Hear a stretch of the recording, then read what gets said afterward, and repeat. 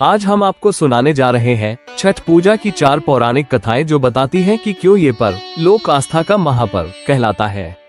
तो आइए भाव और भक्ति के साथ सुनते हैं छठी मैया की कथा। पुराणों में छठ पूजा का संबंध राजा प्रियमवद से जोड़ा गया है।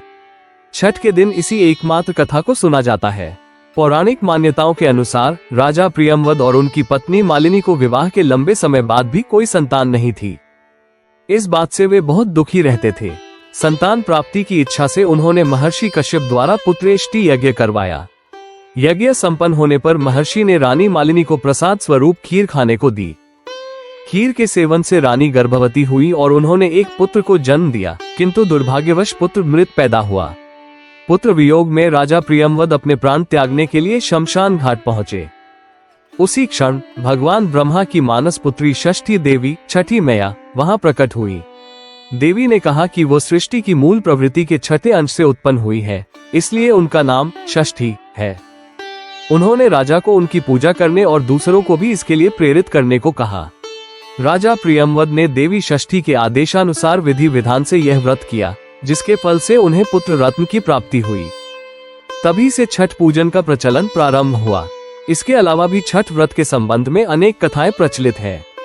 छठ पूजा को लोक आस्था का महापर्व कहा जाता है। ये 4 दिवसीय पर्व सूर्य देव और छठी मैया की आराधना को समर्पित है। छठ पर्व को सूर्य पुत्र कर्ण से भी जोड़ा जाता है। माना जाता है कि कर्ण भगवान सूर्य के परम भक्त थे। कर्ण प्रतिदिन घंटों कमर तक पानी में खड़े होकर भगवान सूर्य को अर्घ्य दिया करते थे। सूर्य देव की कृपा से ही वो एक महान योद्धा बने। छठ पूजा में आज भी सूर्य को अर्घ्य देने की यही पद्धति प्रचलित है। महाभारत काल में जब पांडव जुए में अपना सारा राजपाट हार गए थे और वनवास के दौरान कठिन समय का सामना कर रहे थे, तब द्रौपदी ने इस संकट से मुक्ति पाने के लिए महर्षि धौम्य के कहने पर छठ का व्रत रखा था। द्रौपदी के व्रत और सूर्य उपासना के फल से ही पांडवों को उनका राजपाट और खोया हुआ वैभव वापस मिला था। एक मान्यता के अनुसार रावण पर विजय प्राप्त कर जब भगवान राम और माता सीता अयोध्या लौटे, तब राम राज्य की स्थापना से पूर्व उन्होंने कार्तिक शुक्ल षष्ठी तिथि को सूर्य देव की उपासना की थी और यह छठ पर्व मनाया था।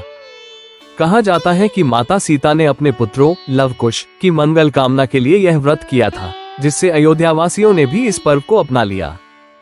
इन सभी कथाओं का सार यही है कि छठ पूजा सूर्य की जीवनदायिनी शक्ति और छठी मैया के मातृत्व स्वरूप के प्रति आभार प्रकट करने का पर्व है, जिसे अत्यंत अनुशासन और पवित्रता के साथ मनाया जाता है। छठी मैया का ये पर्व हमें सिखाता है कि सूर्य केवल प्रकाश नहीं बल्कि जीवन का आधार है, और माँ छठी वही शक्ति है जो हर संतान की रक्षा करती है।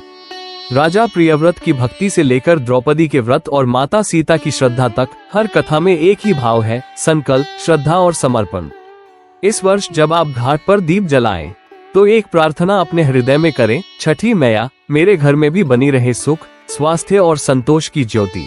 अगर आपको ये कथा पसंद आए तो इसे लाइक करें, शेयर करें और चैनल को सब्सक्राइब करें ताकि भक्ति और भारतीय परंपरा की ऐसी दिव्य कथाएं आप तक निरंतर पहुंचती रहें। जय छठी मैया।